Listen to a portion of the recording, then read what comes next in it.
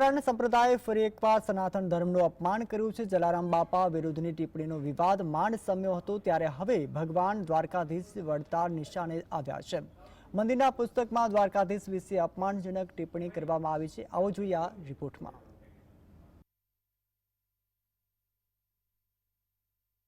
સ્વામિનારાયણ સંપ્રદાય દ્વારા વારંવાર સનાતન ધર્મ પર નિશાન સાધવામાં આવી રહ્યું છે। જલારામ બાપા વિરુદ્ધની ટિપ્પણીનો વિવાદ માંડ પૂરો થયો। બ્રહ્મા, વિષ્ણુ, મહેશ, ગણેશજી, શિવ, પાર્વતી, હનુમાનજી અને જલારામ બાપા બાદ હવે સ્વામિનારાયણ સંપ્રદાયના નિશાને આવ્યા છે ભગવાન દ્વારકાધીશ। પુસ્તકના માધ્યમથી સનાતન ધર્મને ટાર્ગેટ કરવામાં આવ્યો છે। વડતાલ સ્વામિનારાયણ મંદિરે સનાતન ધર્મ વિરુદ્ધ પુસ્તક પ્રકાશિત કર્યું છે, જેમાં સનાતન ધર્મનું અપમાન થયું છે। પુસ્તકમાં ભગવાન દ્વારકાધીશ વિશે થઈ છે અપમાનજનક ટિપ્પણી।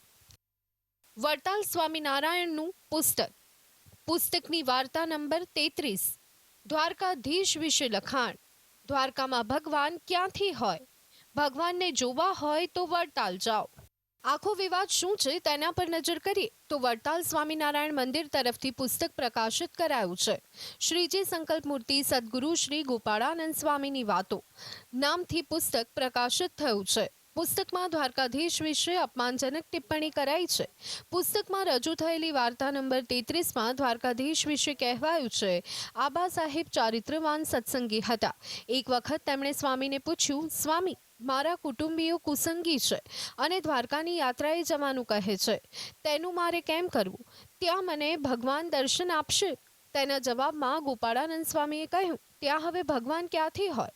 જો તમારે પ્રત્યક્ષ ભગવાનના દર્શન કરવા હોય તો વડતાલ જાઓ।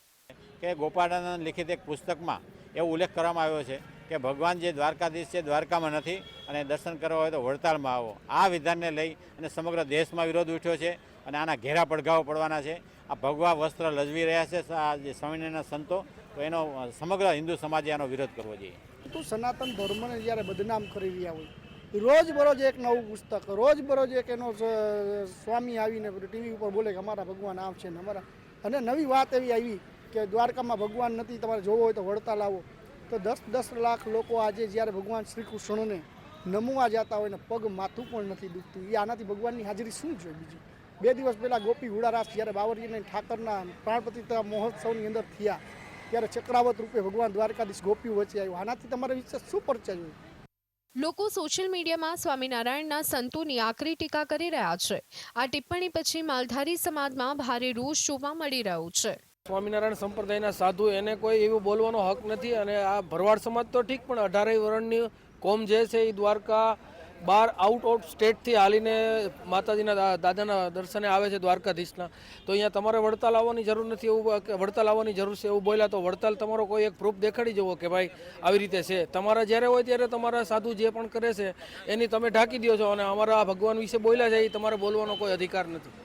હિન્દુ સંગઠનો અને માલધારી સમાજે માંગ કરી છે કે આવા વિવાદાસ્પદ પુસ્તકને પરત ખેંચવામાં આવે અને દ્વારકા જઈ સ્વામિનારાયણ સંપ્રદાયના સંતો માફી માંગે।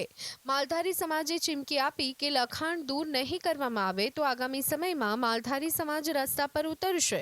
લકીરાજ ઝાલા, GSTV।